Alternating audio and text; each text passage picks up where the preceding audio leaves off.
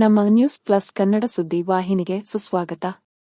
ನೀವು ಇನ್ನೂ ನಮ್ಮ ಚಾನೆಲ್ ಅನ್ನು ಸಬ್ಸ್ಕ್ರೈಬ್ ಮಾಡದಿದ್ದಲ್ಲಿ ಸಬ್ಸ್ಕ್ರೈಬ್ ಮಾಡಿ, ಹಾಗೆ ಬೆಲ್ ಐಕಾನ್ ಒತ್ತಿ.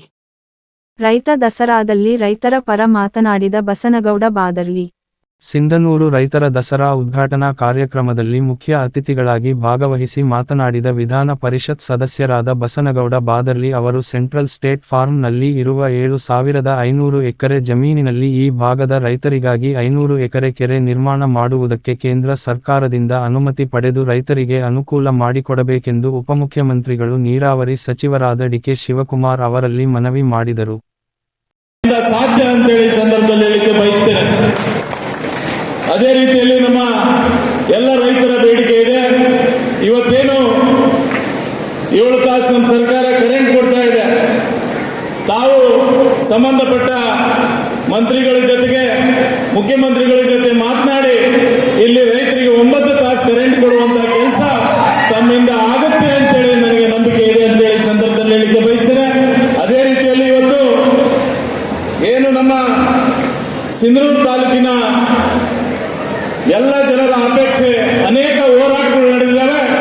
ಇವತ್ತು ಆ ಭಗವಂತ ದೇವರು ನಿಮಗೆ ಶಕ್ತಿ ರಾಜ್ಯದಲ್ಲಿ ಕೊಟ್ಟೇ ಕೊಡ್ತಾರೆ. ನಿಮ್ಮ ನಾಯಕತ್ವ ಹಾಗೇ ಆಗುತ್ತೆ, ಆ ಭರವಸೆ ನನಗಿದೆ.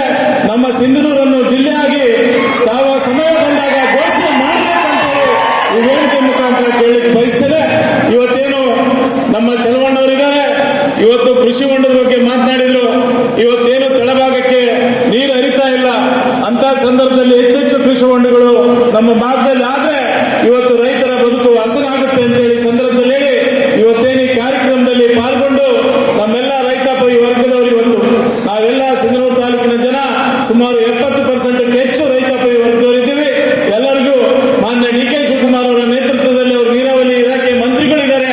ಅವರಿಗೆ ಇವತ್ತು ಖಂಡಿತವಾಗ್ಲಿ ಈ ಭಾಗಕ್ಕೆ ಏನು ನಮ್ಮ ಭಾಗಕ್ಕೆ ಒಳ್ಳೆ ಕೆಲಸಗಳನ್ನ ಮಾಡಿ ಕೊಡ್ತಾರೆ ಎಂಬ ನಂಬಿಕೆ ವಿಶ್ವಾಸ ಇದೆ. ಅದೇ ರೀತಿಯಲ್ಲಿ DPR ಆಗಿದೆ. ಇವತ್ತೇನು ಬ್ರಿಡ್ಜ್ ಕಮ್ ಬ್ಯಾರೇಜ್ DPR ಆಗಿ ಒಳಬಳ್ಳಾರಿ ಹತ್ರ ಮತ್ತು ಸಿಂಧನೂರು ಹಳ್ಳದ ಹತ್ರ ತಮ್ಗೆ ಈಗಾಗಲೇ DPR ಅನ್ನು ಬಂದಿದೆ.